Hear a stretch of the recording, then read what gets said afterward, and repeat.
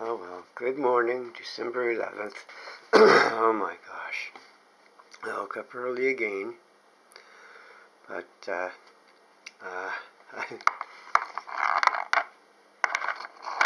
bone harpoon point from the Maritime Archaic period, right here,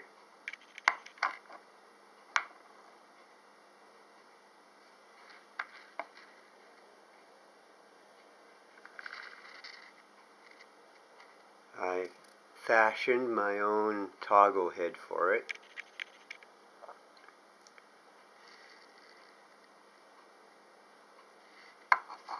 Now, a line would go from this piece in my hand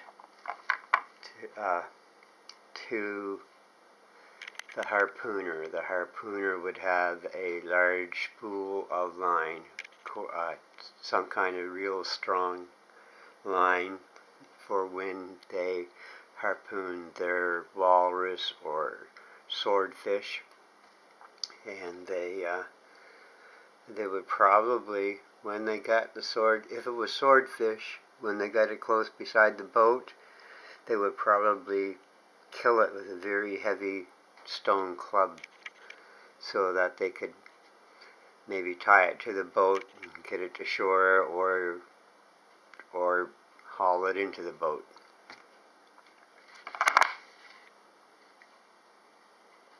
Now this is that's a bone harpoon point.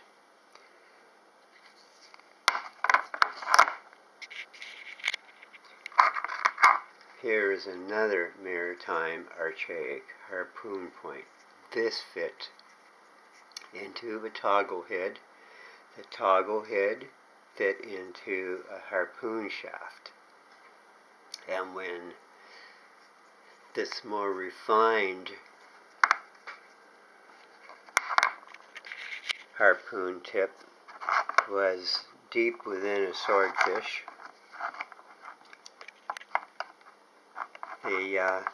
it was the same thing. Just the harpooner would keep hold of the line until they got the swordfish close to the boat, and then they would use probably a very heavy stone club to finish off the swordfish.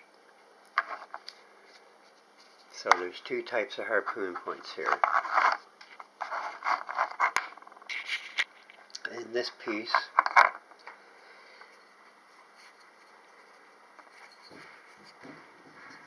from last night,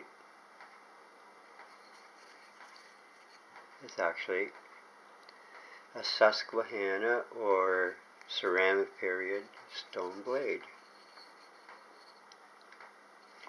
The history of the rat-tailed knife doesn't begin in year 1300 or 1000 or year 1500.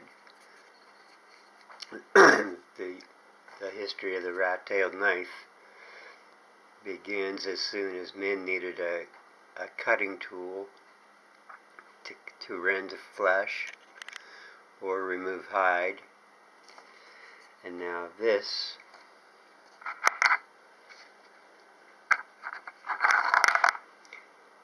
I tried to get it on video last night at the beach, but I couldn't because of the conditions.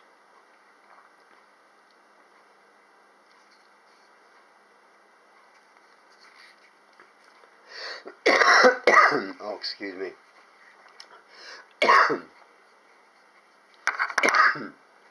I have a cold.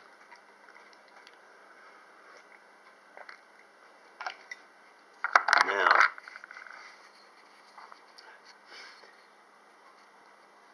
this part right here, that's the rat tail handle of this knife. It would have been fitted with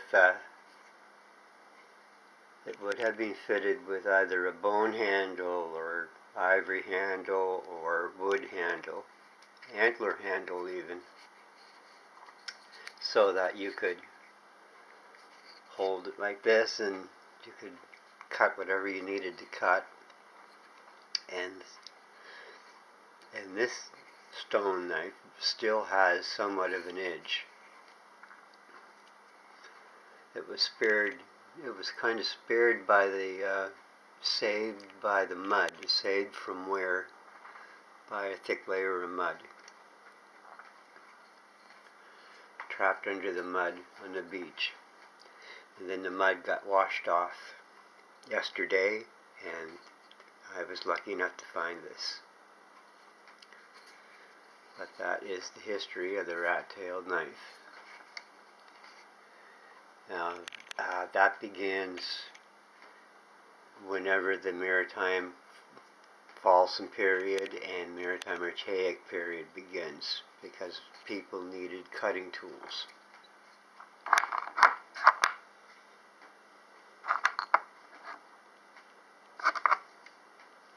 And this, I assume it is some kind of a fishing weight. That's the only thing I can think of. Fishing weight.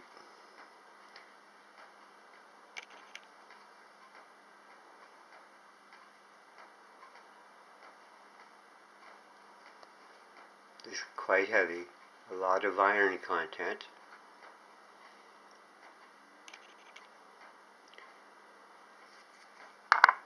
That would hold down a net,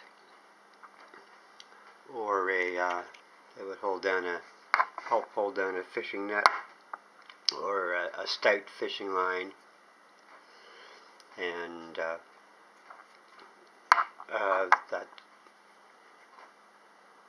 it would keep currents from washing the line everywhere.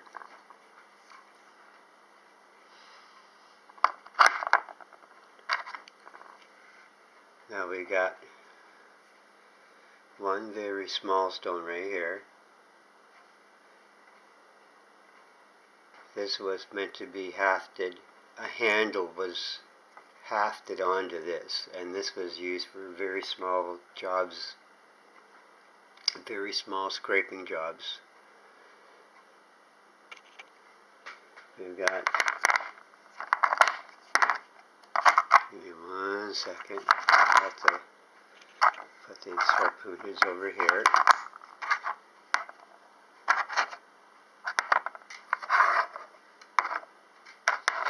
We got 3 scrapers.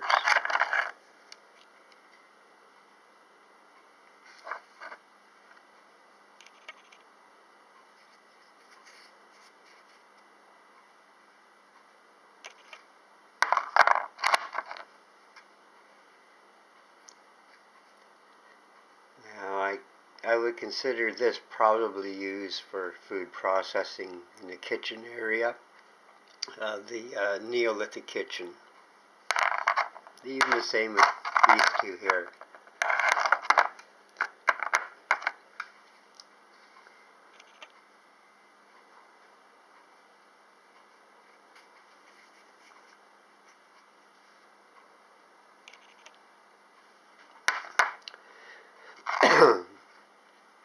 They could be used to help shape wood. If you were going, this looks like it might have been broken off at this point here.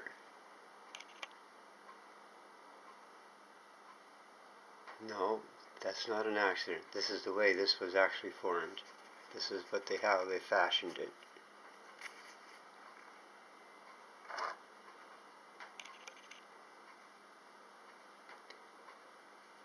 See, not an axe, it's an adze. An adze is a scraper.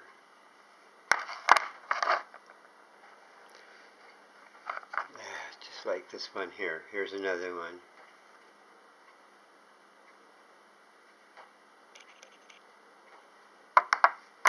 So we got four small scrapers.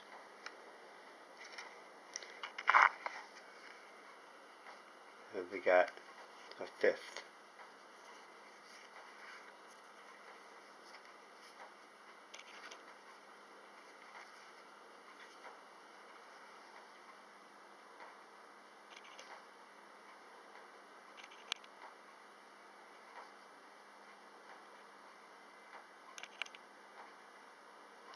I believe the handle would have been up here. end, this was the working end. So we got that. And then this had a handle too. It's a larger scraper, a larger adze, or maybe it could be an early ulu knife. The ulu handle fit across there, and when this was made brand new somewhere back in the Maritime Archaic period, maybe even by Paleo-Eskimo,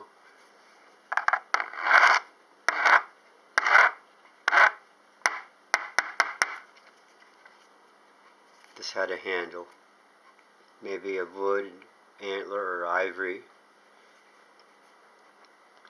but it is a Maritime Archaic period stone tool.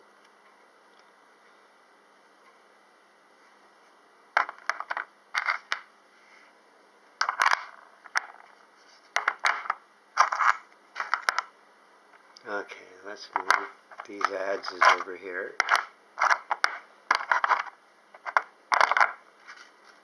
Yeah, two very interesting harpoon tips.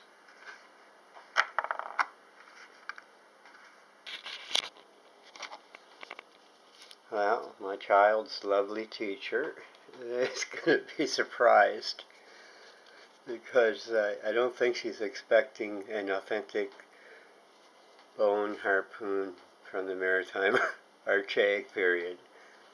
The only reason I was lucky enough to find this was the mud was gone. The storm tide washed the mud out, and there were treasures.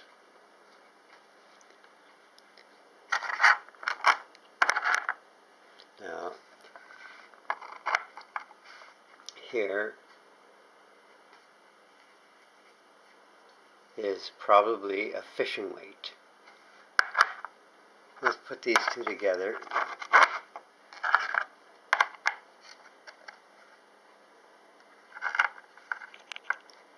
I would say we got two fishing weights. Yes, life back in the life beginning 9,000 years ago, the beginning of the Maritime Archaic period, and even the Falsen period. Their lives must have been very, very, very difficult when they had when they had these kinds of stone tools and bone tools to rely on.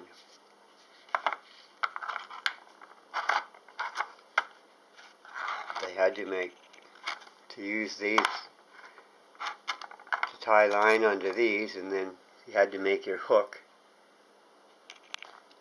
I don't know if they made gorge hooks. Yes, I do know what kind of hooks they made. They had their own Neolithic period fishing hooks, and I've already reproduced some for the school, and I already found some authentic ones down at Tin Can, and their lives were not as simple as ours. That is for sure. Now here is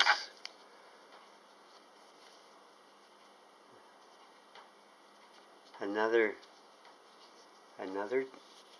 Maritime Archaic tool, but I am not sure exactly what they did with it.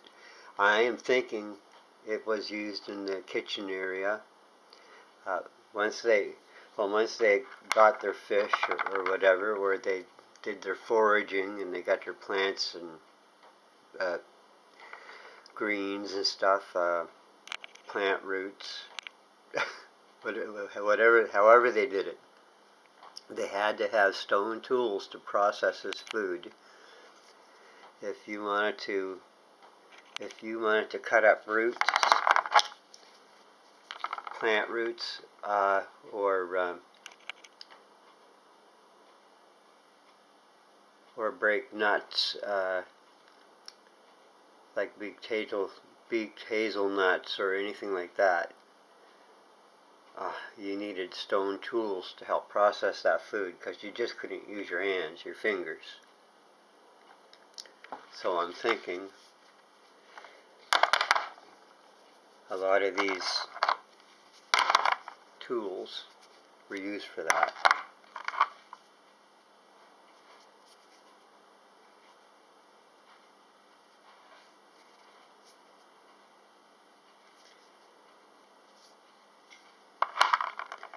Oh, there's one more.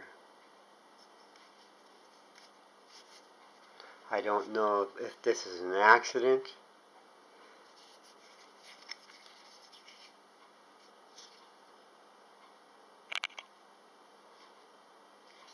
or if it's an actual stone tool.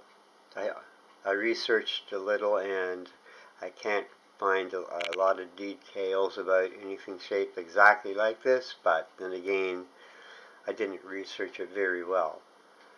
Anyone that knows lithic tools can judge for themselves if this is a lithic tool or not. I would say, in my view, I think it's some kind of a hammerstone.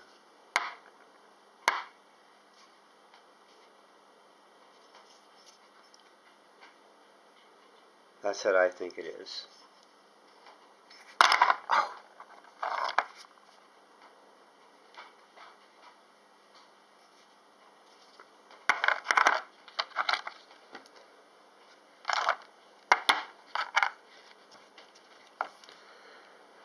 I think the two most important pieces in this section would be the Maritime Archaic harpoon, the bone harpoon point that I found. Now I had to secure it in to the toggle head I made so that when the kids actually handle this, they look at it and do their reading, studying on the Maritime Archaic, they will have an actual Maritime Archaic bone harpoon point to study from.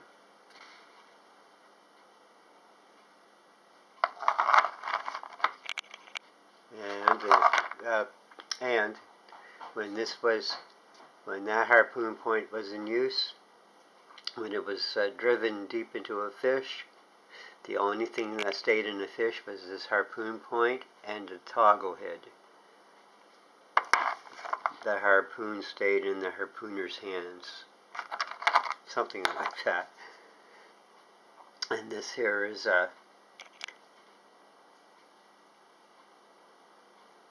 it's a harpoon point, but it's much more refined.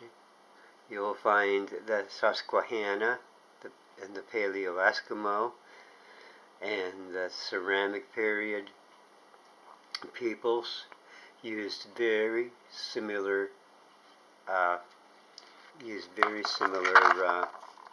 harpoon tips. Now, I think this is an early one myself. I think this is a very early harpoon point because I have seen harpoon points with real fancy designs and fancy edges.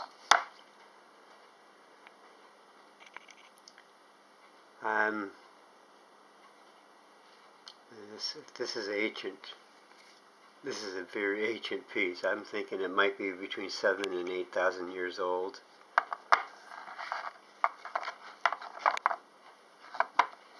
Just all you have to do is just Google Maritime Archaic bone harpoon points or bone harpoon heads, and you will actually see this. I consider myself the luckiest person on earth.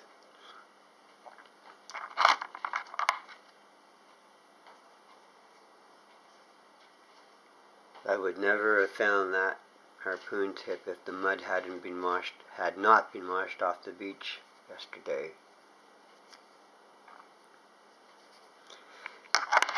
So we got these two.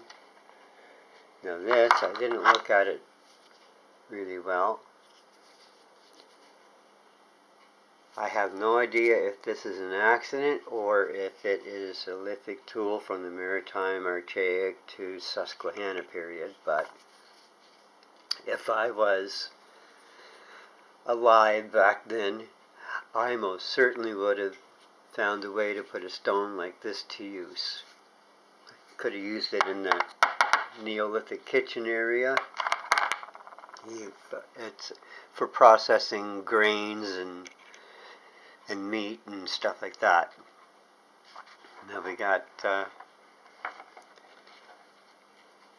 let's look at the way they might light their houses. They didn't have kerosene lanterns or electric light like we did. What they had were hollow stones. And these, they used fire, they burned wood, but they had lamps. Their lamps were called fat lamps. And they were basically hollow stone. You would crush up fat and put the fat in the hollows and have a wick.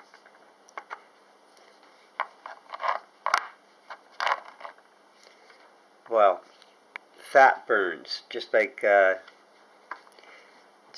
paraffin wax burns. And if you crush enough fat and you put it in hollow stones, and you light it lights up just like an Eskimo lamp.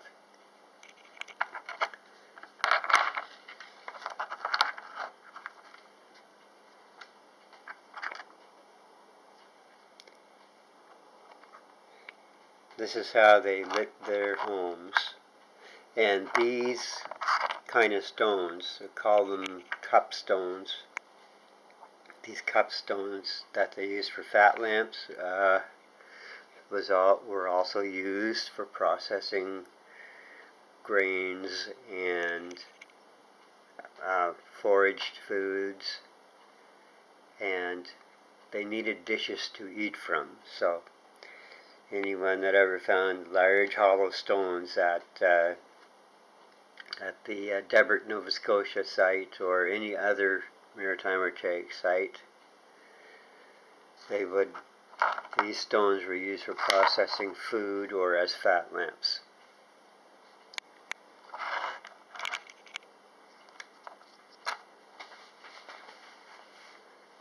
Oh, it's been interesting, but the best surprises I had out of this whole thing would be the two harpoon points.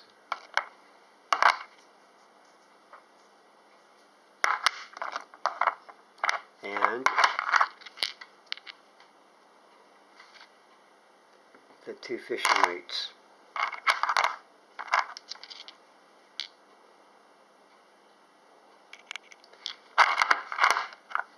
It's a person. There's a lot of adzes and scrapers that you can find.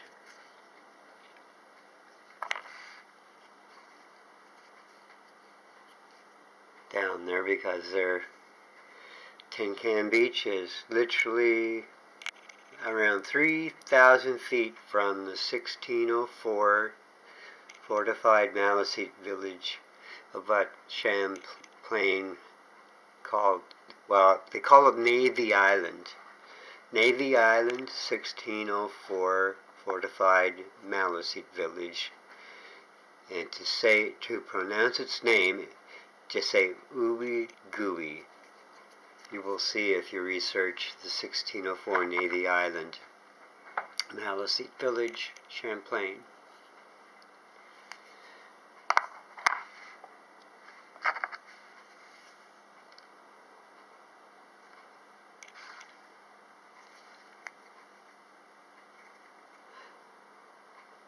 Alrighty. Well, I will, I guess I will see you online. And hopefully today I will make some more incredible finds. Now, this harpoon point here, to me, is like, it's once in a lifetime. This is a once in a lifetime find. There are not a lot of 8,000 or 9,000 year old bone harpoon points left from the Maritime Archaic period.